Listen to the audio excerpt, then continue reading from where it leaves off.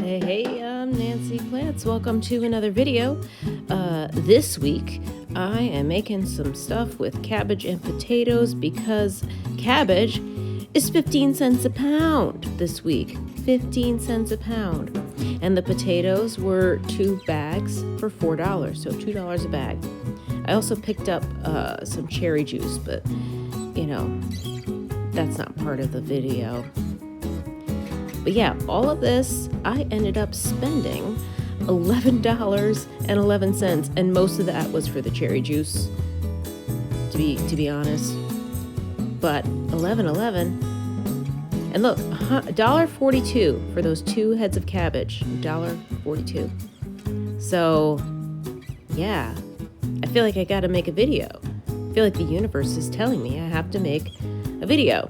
So, I'm gonna cook these Great Northern white beans and make some baked beans, and I'm gonna do like a little potato boil with some potatoes, onions, carrots, bay leaves, garlic powder.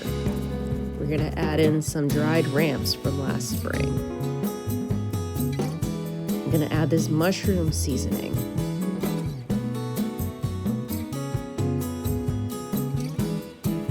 And a little tiny bit of liquid smoke. Just a little tiny bit. Just a little tiny bit. Okay. And black pepper. We're gonna cover this with some water, bring it to a boil, and then simmer. Now, when the potatoes are almost cooked, we're gonna add in our cabbage. So I'm gonna end up using about half of this head of cabbage. And guess what? This isn't even the cabbage that I bought. This is a cabbage that's in my fridge. So I just feel like I'm going to be doing a lot of cabbage recipes. With those northern white beans, I made some baked beans.